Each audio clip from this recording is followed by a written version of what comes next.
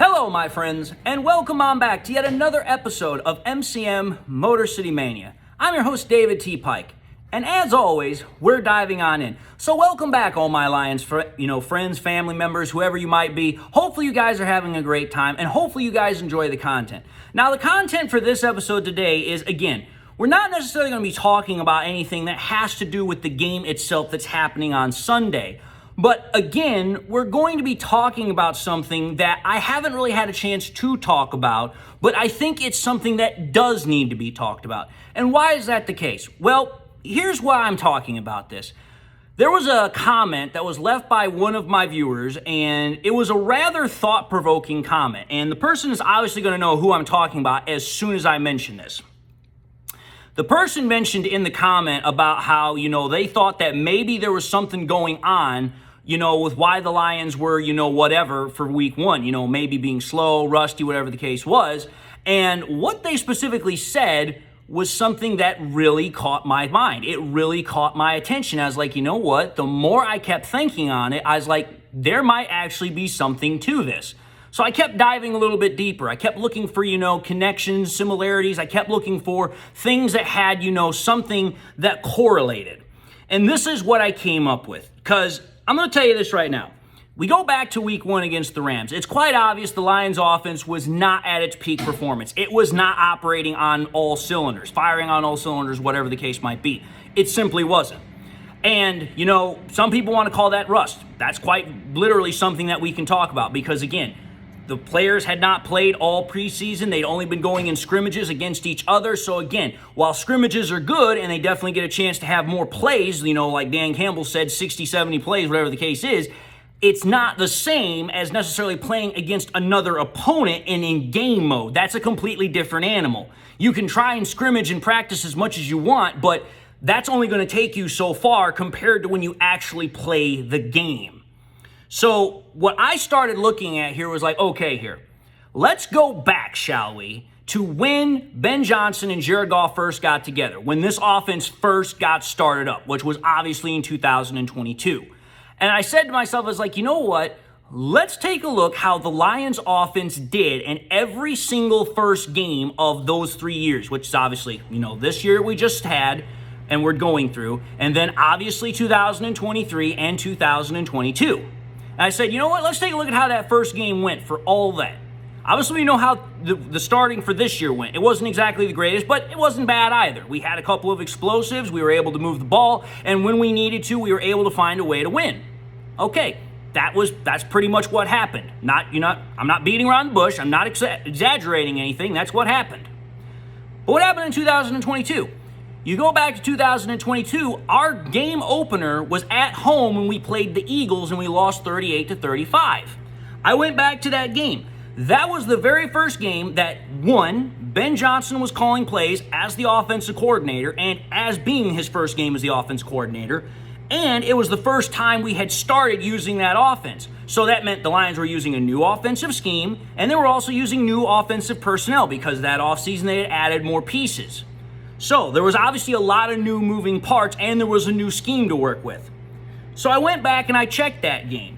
Now, obviously, the fact that the Lions scored 35 points, that would lead people to think that the Lions offense did rather well. And I will say this, certain parts of the offense did rather well. The running game, if I recall correctly, did very well because that was the game DeAndre Swift, I think, had that massive run and, went for like 140 something yards. That was a big part of that, game. But other parts of the offense didn't necessarily start clicking until the very end of the game when we were trying to, catch up and come from behind to beat the Eagles. Hence the reason why we only lost by 3 points. Well, if you take a look at what happened from that game and you take a look at what happened in 2024's opener when we were playing the Rams just last week, kind of much of the same thing happened. Hey, certain parts of the offense were going rather well. We had a couple of explosives through the air, and some things were clicking on that. But our offense didn't really kind of fully get into a groove, so to speak, until the very end. The only difference is that we were able to pull out a victory in this case, rather than 2 years ago, we came up a little bit short. Okay, that's rather interesting in my opinion.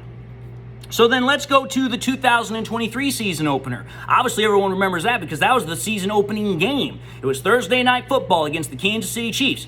And again, you go back to that game, the Lions offense wasn't exactly the greatest. It wasn't pretty. It wasn't necessarily, just out of this world, fireworks and sparks and everything else.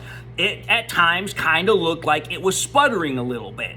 And by no sheer small amount of it, the defense definitely had to help us out because without that Brian Branch interception off of Kadarius Toney's, butterfingers, we wouldn't win that game.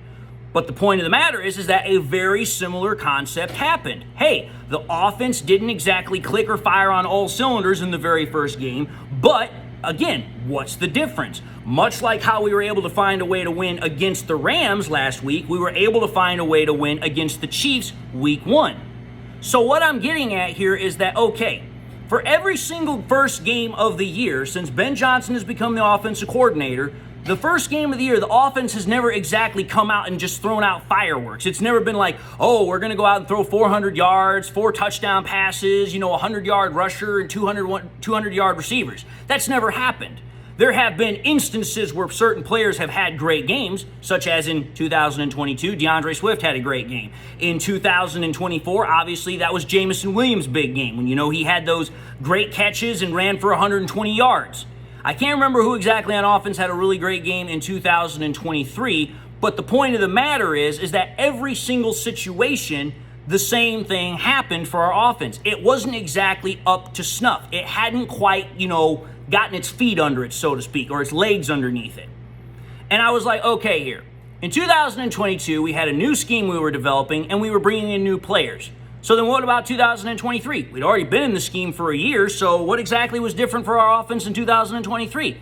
The difference there was we had a whole bunch of new personnel. We had 2 brand new running backs, and we had a brand new tight end. So, okay, a bunch of our playmakers for that offense, they had to get introduced to said offense. They had to first figure out how to operate within said offense, and it definitely showed. Think about it.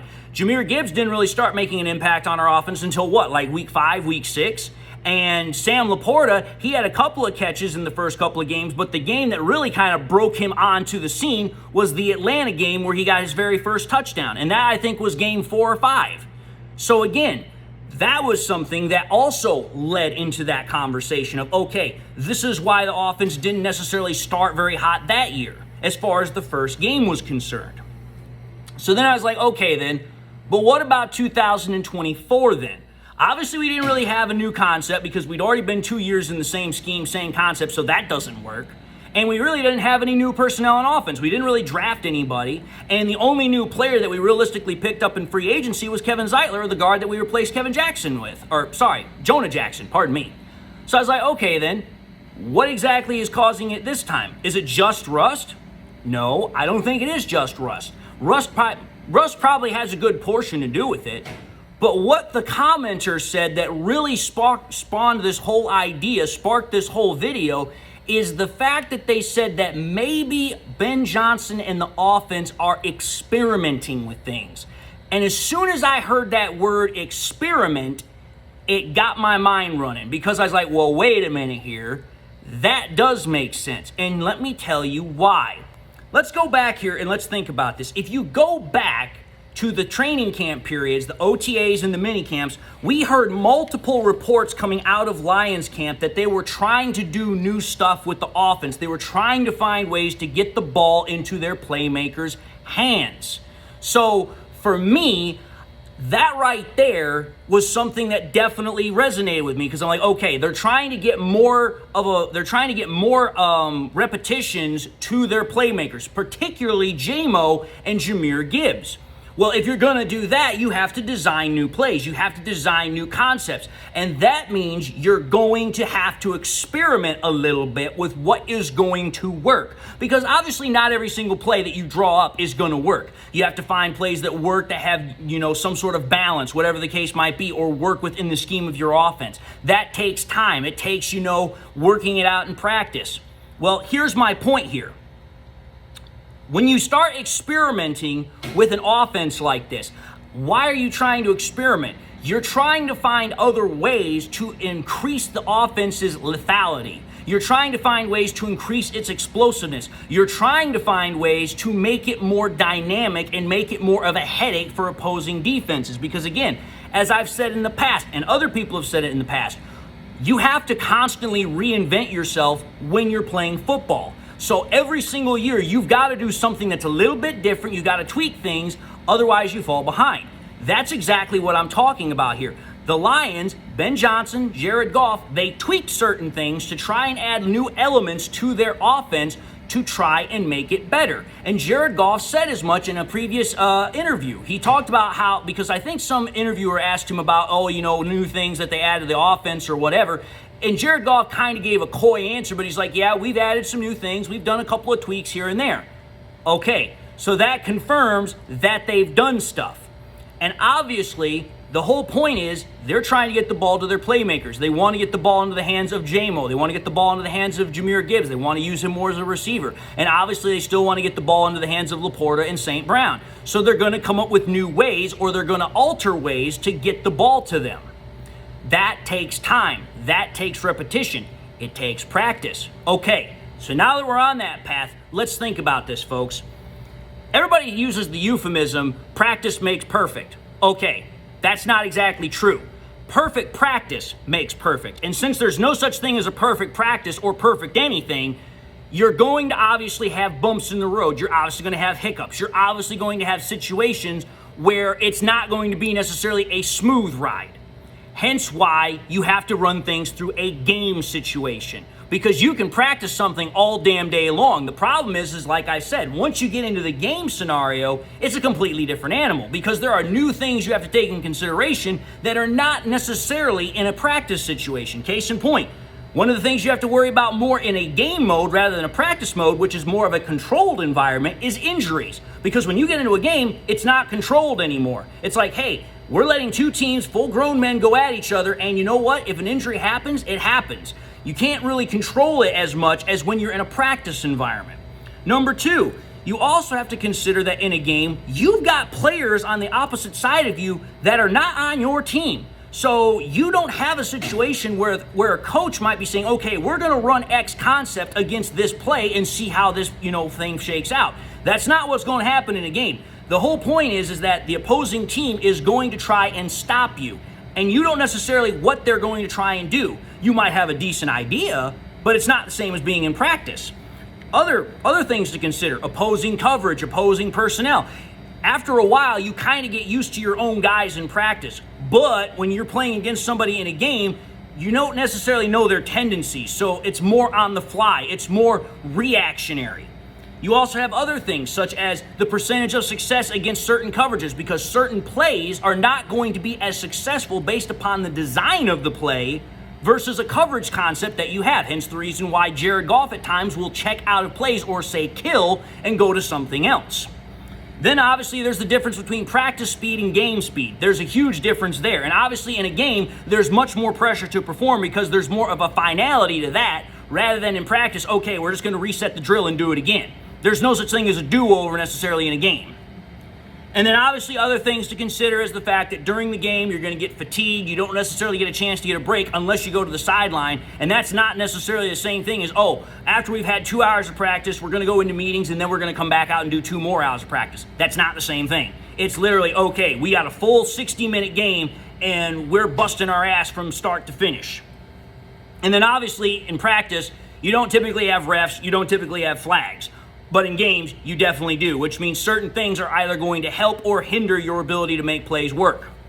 So when you consider all these things being put into a situation, when you're talking about how Jared Goff, Ben Johnson, and this offense is trying to implement new ways for, the Lions to get the ball into their playmakers' hands, tweaking this offense, experimenting with it, think about why that might have a problem then in week 1.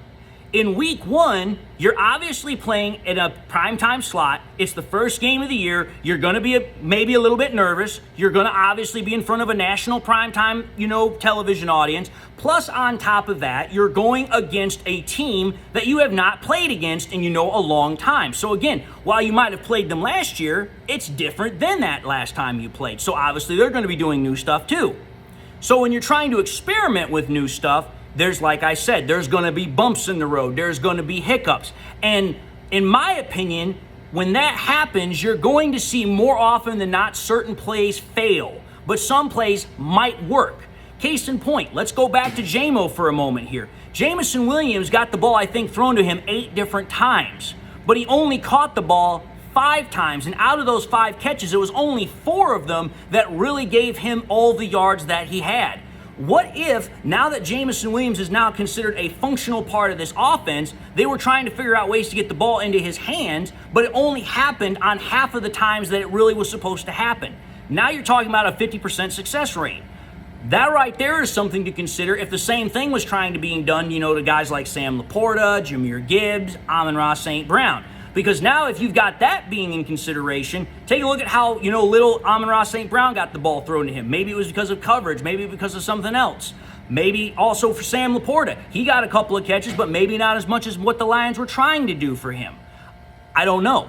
But I do know that Dan Campbell said that they specifically wanted to get Amon-Ra St. Brown the ball. So if they wanted to get him the ball, they also wanted to get the ball to everybody. That's my whole point here, because my point is that if you're trying to run a concept and you're trying to make it work, you're trying to have successful execution. And that means that you have to run it over and over again to increase the likelihood that it is going to be successful. Obviously, doing it in practice is important, but successful execution in a game is what is truly going to make the difference. And obviously, with it being the first game, there's no way in hell you could expect that it was going to work every single time. Often, in that case, it's going to fail more often than it works because you have to keep doing it before you can find how it works best for your team. And take a look at how it's happened over the last couple of years for the Lions. There were certain concepts, certain plays that, hey, as soon as us Lions fans saw it, we were like, okay, we already know what's happening here because we've seen it happen before. Why? Because it was successful before. And that's what teams do. They will continue to go back to things that they have worked on and that have been successful in the past rather than continuing to beat a dead horse. And that's part of the experimentation process. You find things that work and you continue to experiment with them. You continue to make them stronger. So that's my whole point here. And when you're trying to find more ways to get the balls into the hands of your playmakers, what you're trying to do is further push the envelope of what your offense can do. And that means, again, it's going to take time. It's going to take trial and error. So the concept that I'm coming up with from this commentator's comment was something that really kind of sparked my mind to say, okay, could it possibly have been that week 1 the Lions offense was a little bit rusty? Absolutely. But if the Lions are trying to also get new ways on their offense to get the ball to their playmakers, then that also is going to be something that's factoring in because they're running new concepts that they haven't done before in a game. So the likelihood of success is not as good as versus something they've run 100 times before in a game. And that's when the only time you're going to have that opportunity is in game. So it's part of the process. You're going to fail sometimes, you're going to succeed sometimes, but you have to take the losses with the wins when it comes to that.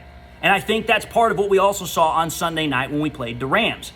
And I wouldn't be surprised if some of that also is going to translate when we play the Bucs this Sunday. But anyway, folks, I just really thought that was a really interesting comment, a really thought-provoking comment, and I wanted to talk about it. So having said that, I'm going to end the episode and say thank you all for watching another episode of MCM Motor City Mania. If you like what you saw, by all means, I highly encourage you all to watch the next episode. Also encourage you all to do one of these 3 things: like, comment, and subscribe to the channel.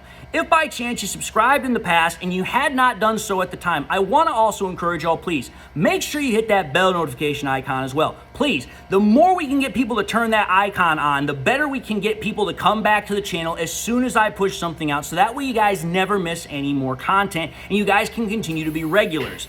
I also want to encourage y'all, please, share the content with your Lions friends and family members. Share here on YouTube, share it on Twitter, share it on Facebook, share it anywhere and everywhere you can with everybody and anybody that you can. The more we can share it, the greater the channel grows and spreads. And with that being said to everybody, I hope you all enjoyed the content. Whether you're a first-time viewer or you've been viewing me for a long time, I hope you enjoyed it. I hope you all have something in your life that makes you happy and makes you smile. God bless, my friends. And until the next time we meet, I'll see you all in the next episode.